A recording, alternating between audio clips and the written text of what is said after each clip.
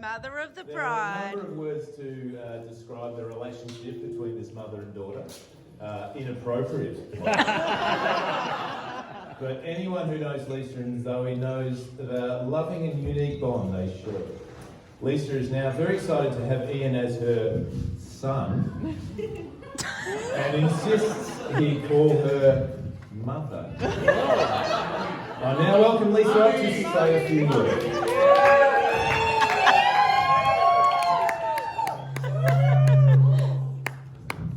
Stay in the middle of the speakers. In the middle of the speakers. Okay. About there. I prefer mummy.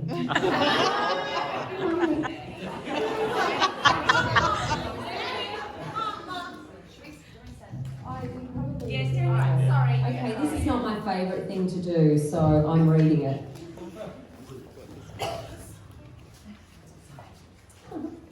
So, hello everyone, I'm Lisa, Zoe's mum, and now I'm Ian's mother-in-law.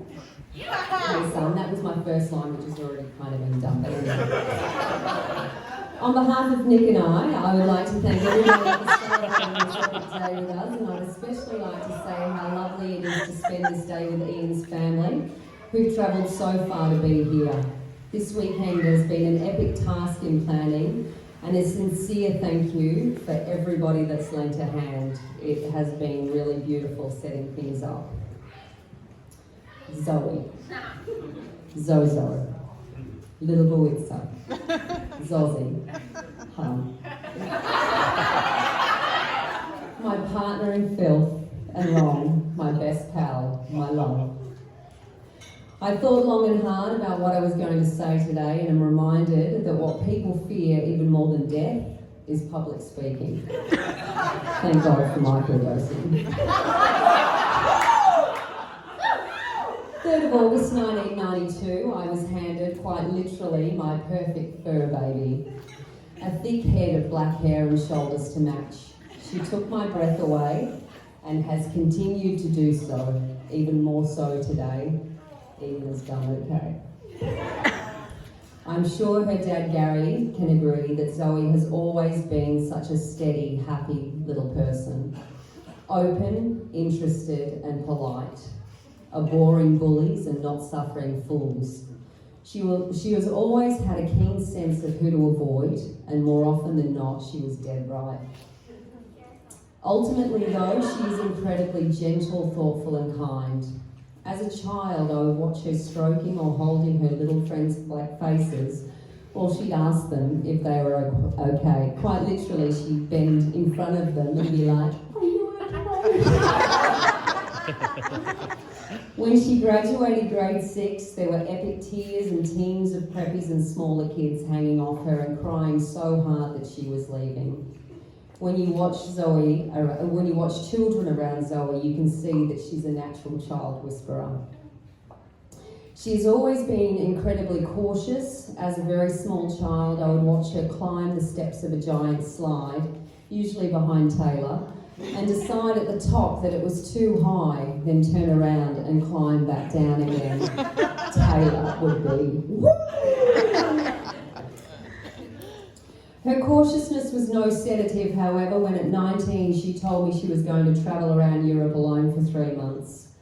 I was sick with worry and convinced someone was going to make a skin suit out of her.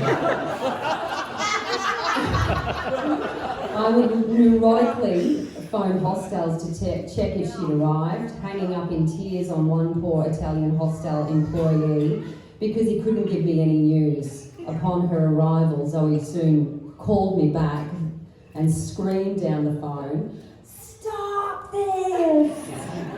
I didn't. Yes, she's been a constant grounding force for me and an absolute joy. Not even her drunken teenage spew into my car air conditioning vents can take her away.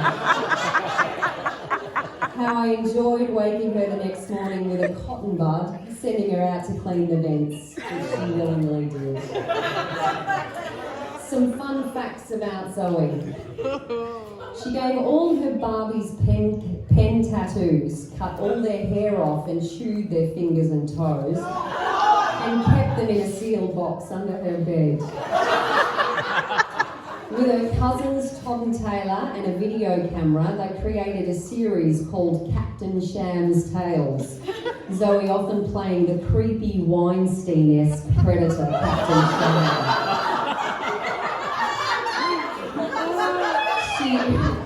She was and continues to be absolutely obsessed with Hannibal Lecter. I entered her in a Johnson & Johnson baby competition and she lost. I had to pick her up from the Brunswick police station after being caught shoplifting at Kmart. While she defiantly insisted how much fun being in the back of the divvy van was. What's really funny about this story is her and I sneaking into that same store whenever we needed anything and trying not to look conspicuous, only to look even more conspicuous. She manages a HD average with what appears to be great ease, despite me always encouraging her to just pay someone to write her essays. She answered my FaceTime call on one Sunday morning, still drunk from the night before, wearing my wedding dress and tiara from 1998. As a kid, she was loyally committed to a box full of dried mud balls, which she kept for years, insisting on their importance. We still have no idea why. She's accomplished in a deep baritone rendition of Johnny Cash's Cocaine Blues. In front of about 25 students, she successfully broke up a fight between me and her 14-year-old boyfriend outside the chicken shop in Wisconsin. There was no winner. It was a draw. This one is my favourite. 2 weeks shy of her 19th birthday. I'll repeat that. 2 weeks shy of her 19th birthday, I had to drive her around to every petrol station within a 5-kilometre radius so she could complete her collection of limited edition Harry Potter wands. That were being released in the Sunday paper. It literally was me driving with Zoe screaming directions at me. Quick, quick, hurry, I'm going to miss out. She would run into servo after servo, yelling from the front door to the purser behind the counter, "Do you have Dumbledore's wand?" Yes! Did she get it? Yes, she's still got the collection. Zoe is a one to be flaky with her affections, so when she wouldn't stop talking about this guy at work, I knew that it was special. I watched her try and work through this stuff she was feeling with rationale and logic, but it was no use. She was lost to it. One day walking down Russell Street, she told me she was in love. It is such a uniquely beautiful experience when you first hear that your spawn is in love. It was sometime after that I met Ian, and I've enjoyed tormenting him ever since. The ultimate truth for a parent is this, that you just want your children to be happy, and she is. She has found in Ian a bestie, a mate, a study partner, a friend, a lover. They have independent lives and interests, as well as a life together. They are so great together, and he is an excellent choice for a first husband.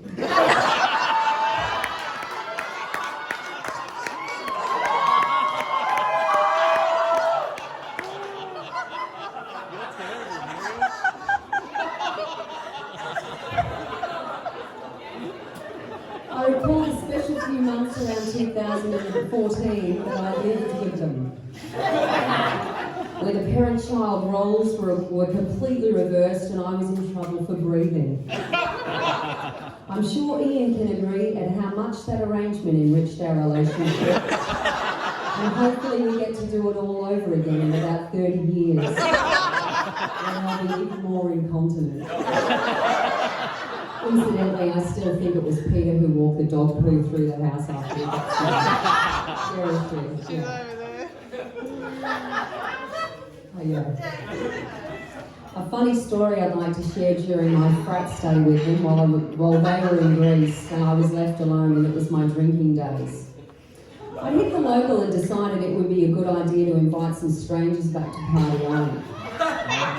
In the morning I woke, still lit like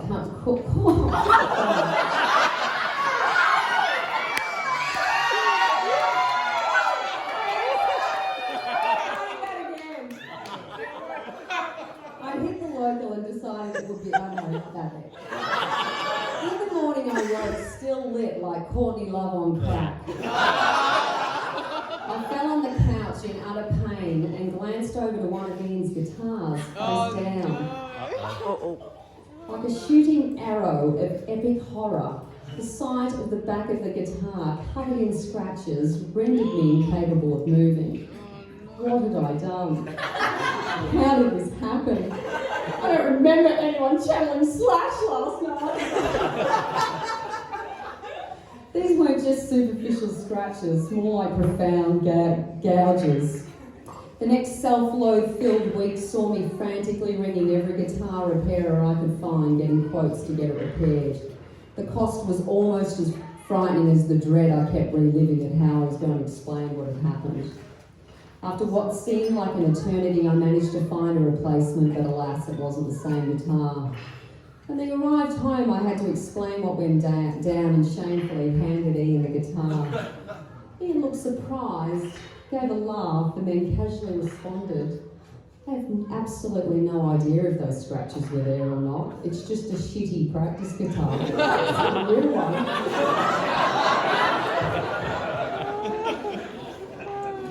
It is true that parents teach children, but Zoe has constantly taught me. Becoming a parent is an opportunity to live again in the world of your childhood, but to do it differently. It's a continual opportunity for redemption. It has been and continues to be my most honoured gift in life.